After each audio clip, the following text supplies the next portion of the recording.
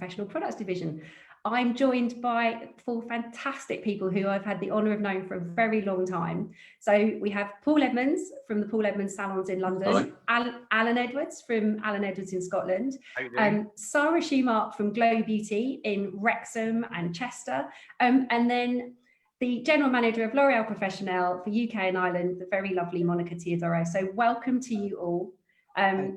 It is lovely to see you.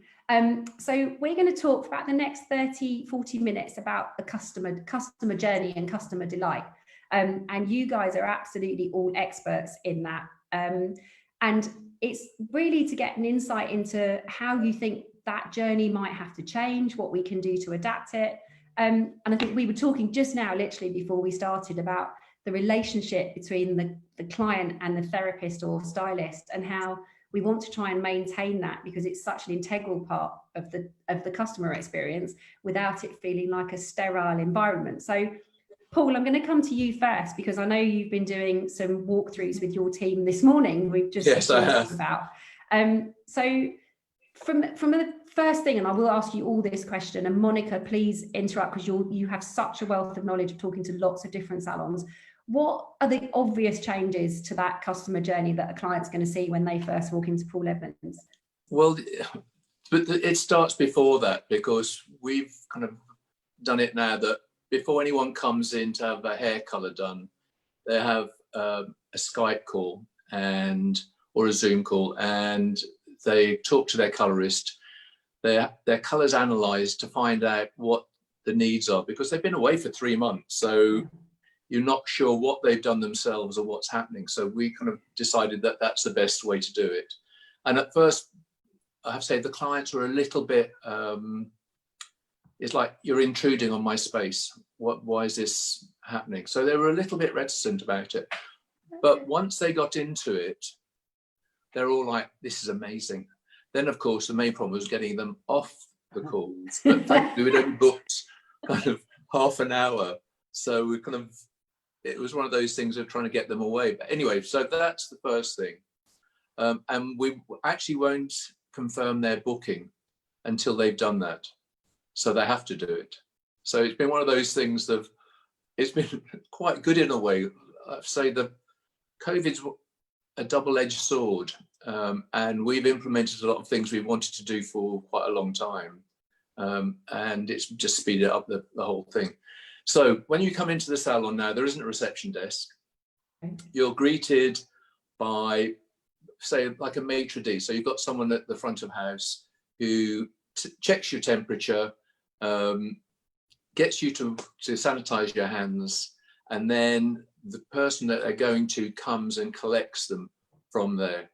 So at no point is that client left alone. If they go to the loo, they're left alone. But yeah. They're then taken through the salon, taken to their seat.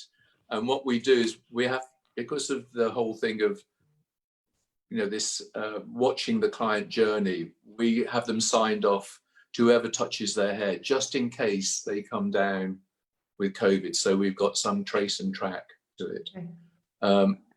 That person, that stylist, that colorist is going to be the one that looks after them. The juniors will assist, they won't touch that client. It's all being done. And it's one of those things, we're in a very lucky position, which a lot of other people aren't. We charge quite a lot of money. Yeah. So the main luxury is undivided attention by that one person. And the other thing is we've taken out half the seats. So we're really reduced right down. And we made a decision of taking the seats out rather than taping them up. One, it didn't look very good with having them taped up. And also, it back down to what's luxury. Luxury is time and space. So where our clients were being booked every hour previously, they're now being booked every hour and 15 minutes. So we've got time to look after them, plus also sterilizes the chair and the section and everything else. There's no magazines, of course. And we looked about doing the getting them so they can use online kind of magazines, and we decided against that in the end. But I know some places are doing that. Okay. And I guess that's it. Oh, the other thing is that we it's all being prepaid, so there's no cash taking place in the salon. So as soon as the person books an appointment, they're sent a bill, and this is just to begin with. Yeah. And then afterwards, what we're doing is we're running a kind of an Uber app where it's paid for on your app. So again, the customer journey is quite different in a way. And of course, the main thing is also is at the end, when it comes to taking the bill, if they are doing anything or buying anything extra in the salon, the bills, the maitre d', as we say, comes to them with the iPad, knocks it all off, books their next appointment, and then takes them out. Okay. Plus, we have the dreaded bins everywhere. The COVID bins, which are now the bane of my life. I almost swore then. We've got bins everywhere for the gowns, disposable gowns. For the towel, we're actually using non-disposable, but it's kind of single-use, and they're away towels, and they get binned and taken straight off to the laundry. So the person that's doing the work on them also takes off their stuff, and that goes in the bin. So everything's kind of put away. Per client. Okay. Alan, what about you? Well, we're very similar to what Paul is saying. Our objective was obviously to let our clients know what our new normal was. So the first thing that we did is we got a video together, and then we posted that on social media, and we sent that video out to all of our clients, which explained the whole client journey, what was actually happening. And that got an amazing response, not only from the clients, but also from other hairdressers as well. Yeah, it was great. Thank you very much. That we've got a great idea of what we're doing, and so again, Paul, we're going to try and keep our front door open as much as possible. We've set out a gazebo outside the salon as well, which will be, if anybody's slightly before their time, they can sit out there. As they come in, they get a temperature check. They've got freestanding hand sanitizers. We have a welcome pack for each client, and in that welcome pack, they have a mask, they have a disposable gown, they have towels, gloves, and water. As well, and like Paul as well, is our front of house team are not going to be behind reception, they're going to be in front of the reception, and then they're going to guide the clients to a zone. So we've got, again, reduced our seating capacity down by 50%, and then we'll split the times of the teams, and the team will work within that zone. So the client will be escorted to that zone, and like Paul, we took the chairs out. We have a technical trolley beside each one, and within that technical trolley, it's all made up of the most popular oxidants, bowls, brushes, etc. So that they are going to do all the mixing, all the colour mixing at the station, which is, again, like Paul, it's something I wanted to do for years. That's what I was going to say. That's one of the things we wanted to do. So now everyone looks at they've done their kind of whole preamble anyway, so they know what tint they're going to be using. So they stock it up in their section first thing in the morning. And all they do is mix up in front, which I think looks much better as well. It's going to be wonderful. I've tried it for about 3 or 4 years, and all I've got, no. And now it's going to be something that's going to happen. So we have a mixologist in our colour bar, and the mixologist will then hand out the colours to them, or Elaine's standing beside the colour bar at the moment, she's waving her hands.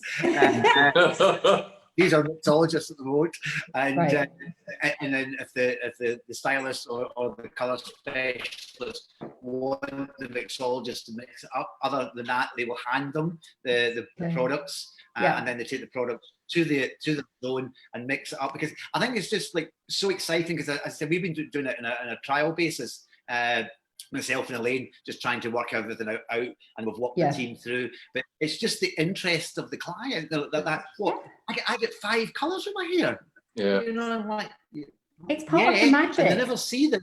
They're asking, what's this, what's that, and I'm like, okay. And it just opens up a whole new conversation, because, like you were saying to Paul, this is an interaction that you didn't have before, and it's a new interaction. And it's just going to make people a little bit more interested. We've got the team working in either masks or visors, so it's It's up to them. Isn't it also a good upsell opportunity, Alan, for people that are not having colour to see that kind of magic going on? I mean, I think it's a great opportunity for non-colour clients. The coloured, people use tinfoil, it's coloured tinfoil. You know, but we use Easy Mesh by L'Oreal all the time. But it creates its own little kind of ambient. People around say, what these packets that people are getting and things like this. So, you know, so it's creating a little bit more theatre, I think, and it's going to be theatre at the chair, which is exciting. So sorry, you're in a different situation because we don't have a date yet, unfortunately, for your lovely 3 salons to open. Now you're a huge, I know you've been with Decleal for 28 years. How you you're not rebooking clients yet, you've got a waiting list, but it's a different scenario for beauty because you are more literally one-on-one, often in a private room. So how are you approaching that? And I've had the privilege of coming to your salons and they are absolutely beautiful. How are you approaching that, the start of the customer journey? You know, we're very different, but we're very similar listening to you guys. And we're all working so hard. And I think the clients appreciate that and know that. I'm liking the control we're getting back. I'm going to, if any of them are watching, I'm going to love the control of getting back, saying, right, hair tied back and short nails. That's been hard over the years. So I'm looking forward to doing that, no jewelry and all that sort of thing again. But yes, so we'll look at the therapists and how they look. So they look the part and the PPE and everything. As you guys, I'm going to ring the clients individually and talk to them before their appointments so we can iron out any problems. I don't want the girls, the therapists, the team to have to face any added worries or added troubles on that day. I want them just to be able to focus on doing their treatment, enjoying it, enjoying being back at work and doing a good job. So it's my job behind the scenes, and whoever is helping me do that, to make sure that any questions, any problems, any troubles are all ironed out beforehand. That's my main concern. And then the therapist will want to be told what to do because, you know, then they can focus on their job if they're being told what to do once they're in the rooms. Like you guys, I'm doing all the calls, all the payments beforehand. So, you know, all that's out of the way for the girls as well. If there's any questions on what we're doing and what we're not doing, that's all being ironed out. Time. We're also lucky, like you guys, we have space, you know, so that's a big luxury. And that's such a help for me, is that we've got space. Reception will be very different again. It'll be there. The person coordinating the front of house will not be there to take money to answer the phone. They'll be there to care for their team and care for the clients. So I'll take everything else off them. That will be done off the scenes, answering the phone, taking payments, you know, answering any difficult calls. So any ordering, which might have been done front of house, perhaps, you know, sort of wrongly. I never wanted that to be done front of house, but it does get done, doesn't it, front of house sometimes. So that will all be taken away. So they're purely there to look after the girls, the team and their clients. So they're going to be so well looked after. I'm so fortunate that I'm going to be able to watch you marvelous people and how you cope with the hair side. And I'm going to go and get my hair done and sort of you both and have a haircut. No, I'm going to watch that, and we're at an added advantage there. Yes, I was so sad we couldn't open and look after our clients, but I do understand. We've just got to get on with that, haven't we? So I've got to look at the pluses, and the pluses are that, you know, we can learn from the hair.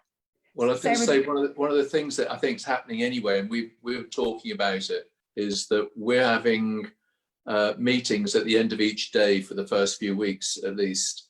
Yes. And any little kind of niggles or things that people are finding or struggling with, we're then ironing them out immediately rather than it go on for a while.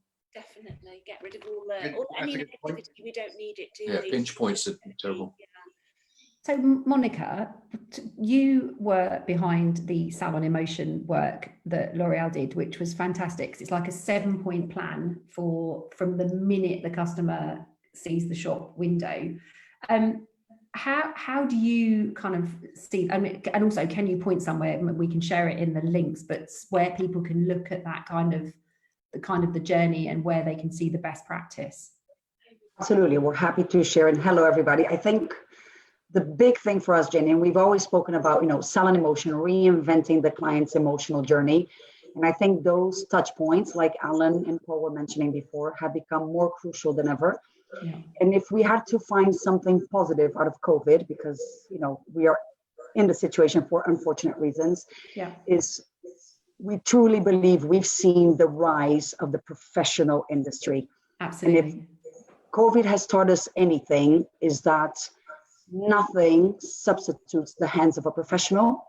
And, you know, irrespective of how big your space is, and you're all fortunate to have, you know, big salons or big beauty spaces, it's about either personally or on your mind doing that journey within your salon, understanding the new flow and how you can continue to further personalize, further professionalize, and further explain to the customer from the moment he or she walks through your door to the moment that he or she walks out, what is the new flow that you will take that individual through, knowing that through your consultation and through the act of, you know, giving them a service, you're raising the bar of how the industry is being seen. And I think that's the biggest shift we have seen with these 7 steps within a salon environment.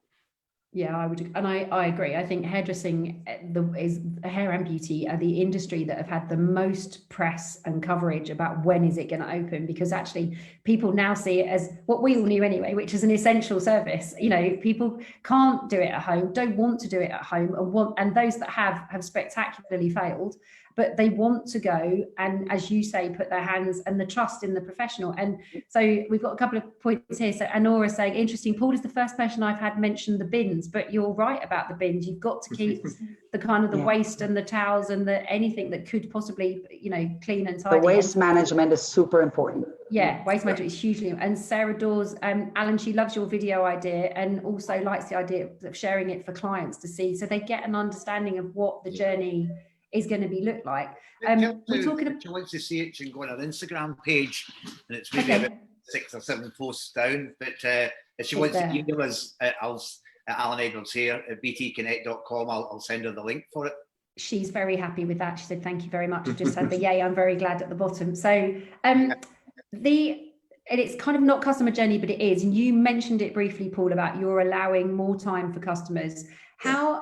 One of the questions Sharon Jeffrey's asking is about how many clients are you going to book on average each day, and how does that change so that I suppose they can still enjoy the journey, but well, that's you guys, the idea. Yeah. So you'll still be doing quite a few clients, because we're booking from 8 in the morning through till 8 at night. So we're doing 12 hours, but not everyone's doing those times. What we're doing is we've opened the salon up for those times.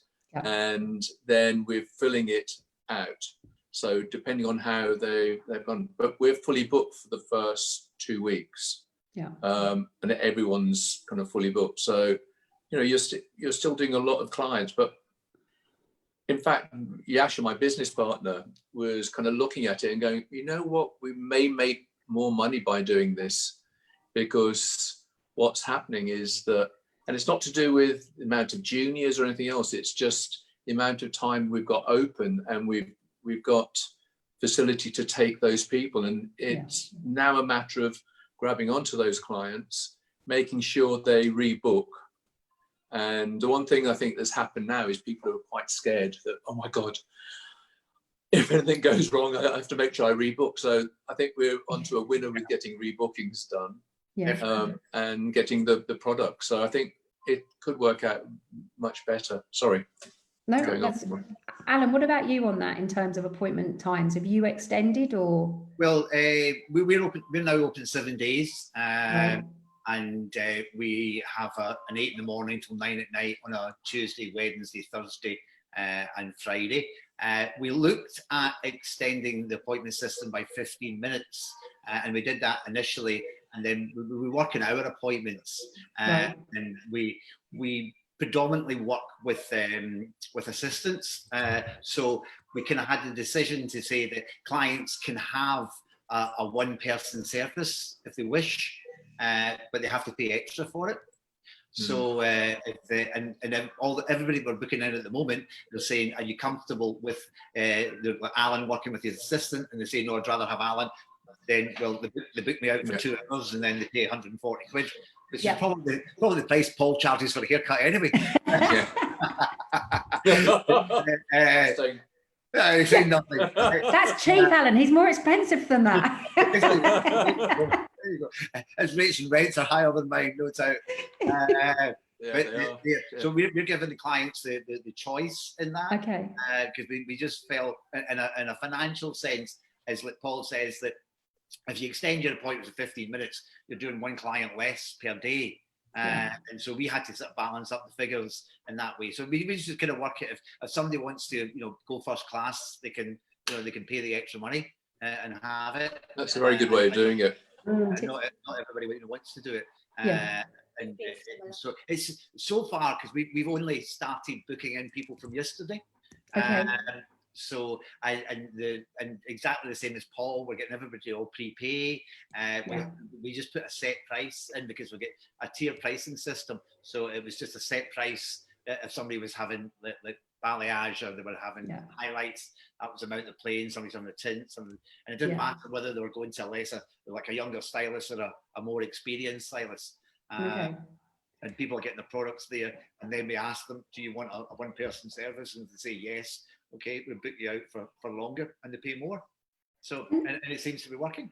Yeah. What are you doing, Alan, about, because obviously the customer, Monica and I were laughing before the call started, but neither of us have had our hair done for 14 weeks at least. And I like the fact Monica's managing to keep her roots out of the photograph, and I'm failing miserably out of the screen. She does it every time, and I've just not mastered it. In the 14 weeks we've been at home, I've failed. But Monica's in that round brush. No, I'm like that. Seriously.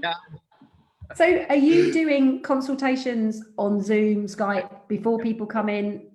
And that the customer journey, and sorry, you'll have this too with people that have, you will have some people who have meddled, shall we say, with their hair at home. And it's not about shaming those people, is it? But it is about explaining that actually that will change what you guys can achieve in the time allowed.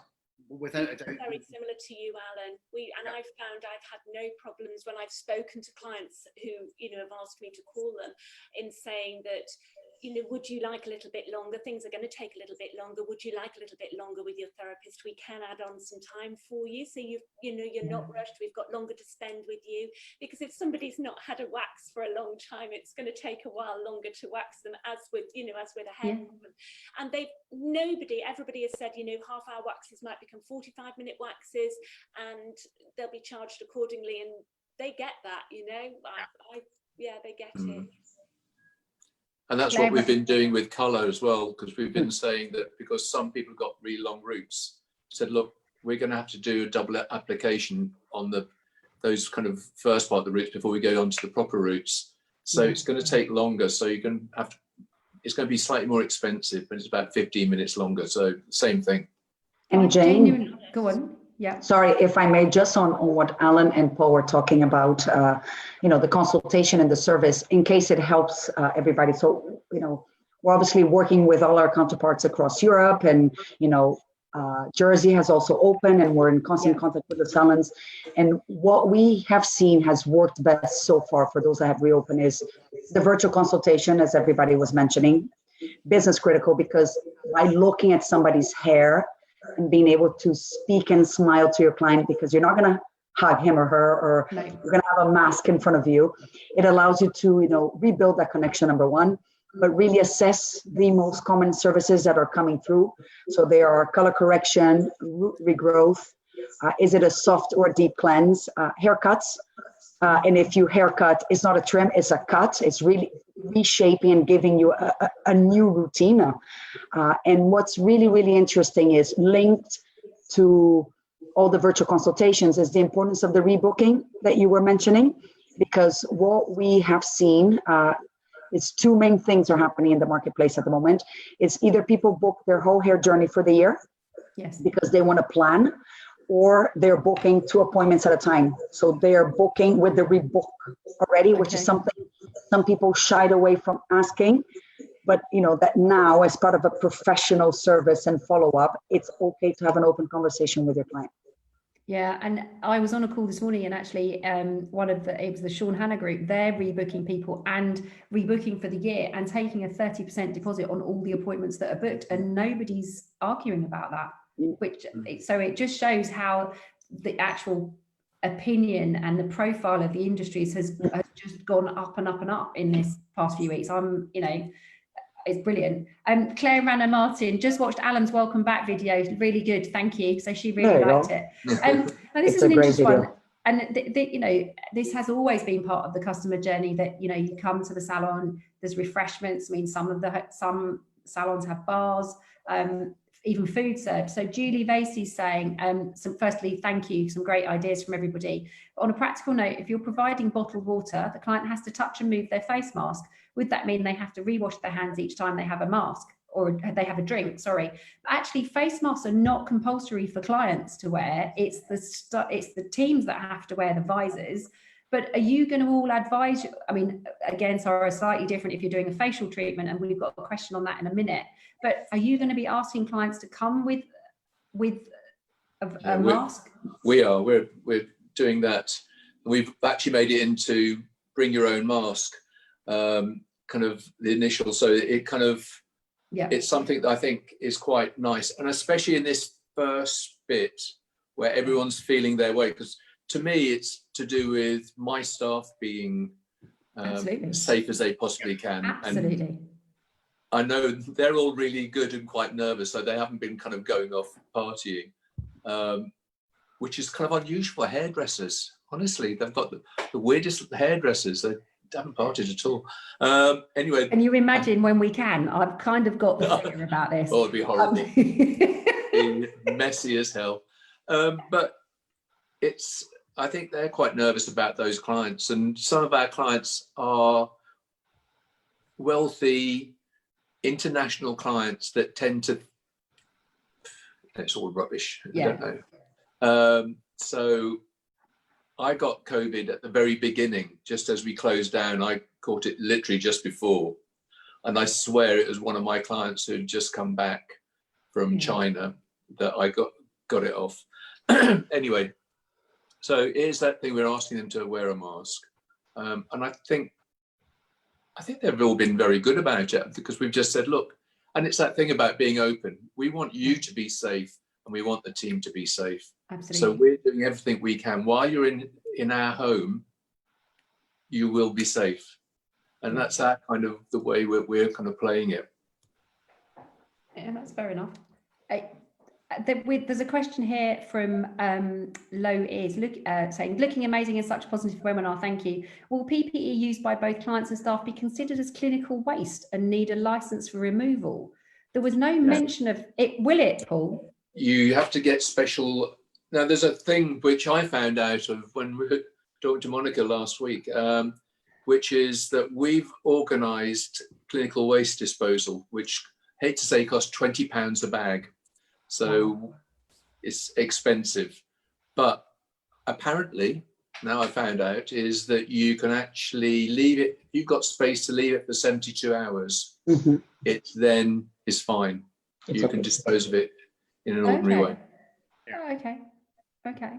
And I think the key there, Paul, is for those that choose not to use disposable, of course, you can use your regular, provided they're for one use only and they're washed in the right temperature. Yeah.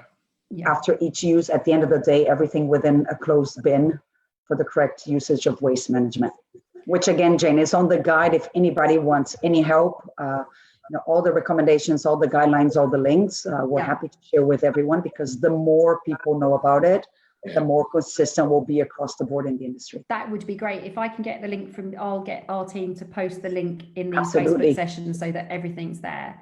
They have to be pedal bins.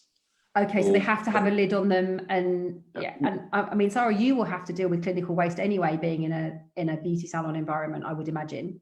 Yeah, I think a lot of the things we're used to dealing with, aren't we? All of it around beauty, we're used to managing this, and it's bringing it back to us as well, isn't it? It's making us even better at what we do. So let's look positive, and we're all going to get better at what we do if and we'll be on it more, won't we? And everyone will be doing the same thing more. There'll be more consistency, and we'll be more careful. So we need to keep it that way, don't we? Then we do. We've had a question from Pauline Hinge, and actually it's an interesting one. And I don't know, Monica, if you've spoken to someone or any of you guys have had experience, but what about people who have older clients who may not be able to do an online consultation or online payment.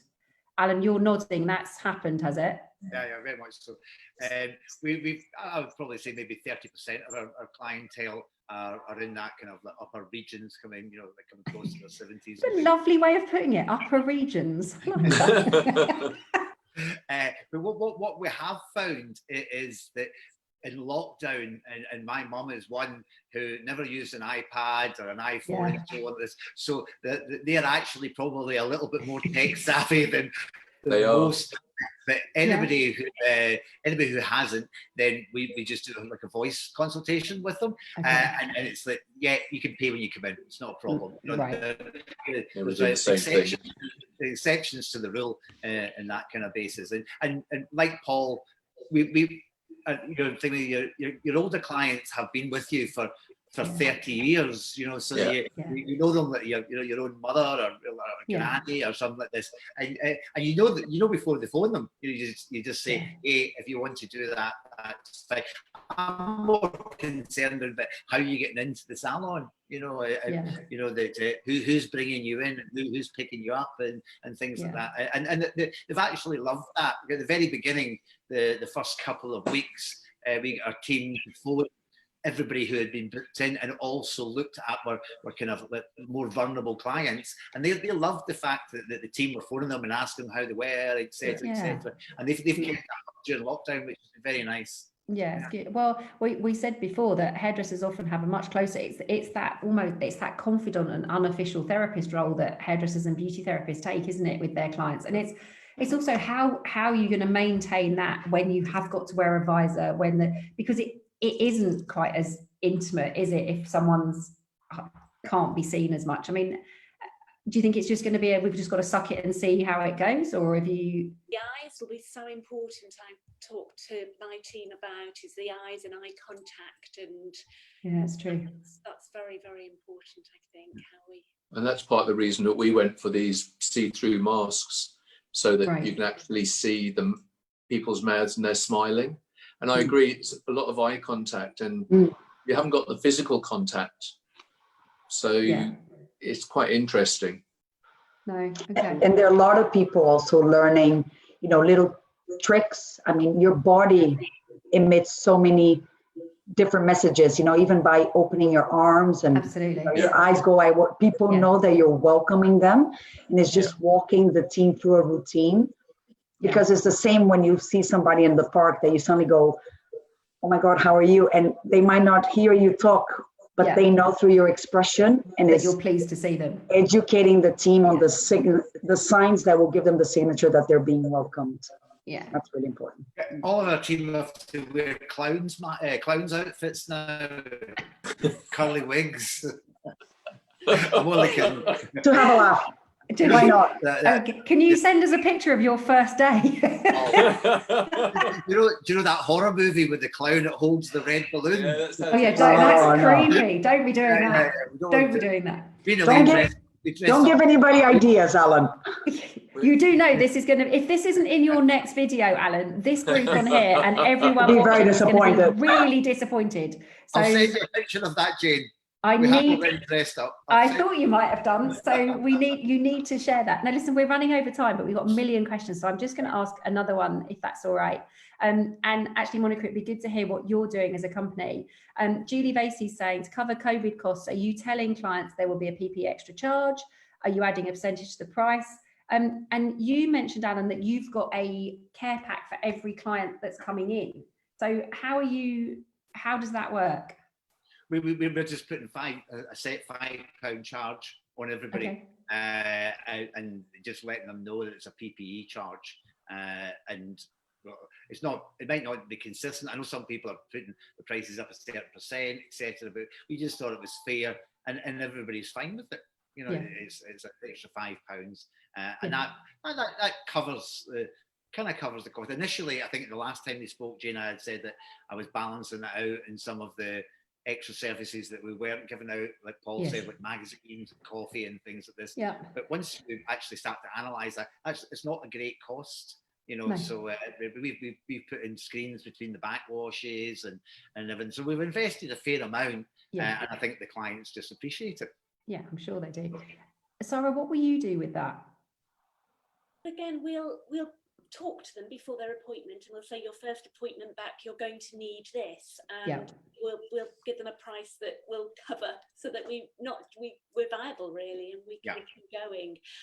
So it'll be done individually, and they're fine about it, you know, so they're okay. So yeah, it's going to change every week, isn't it? We're just going to have to.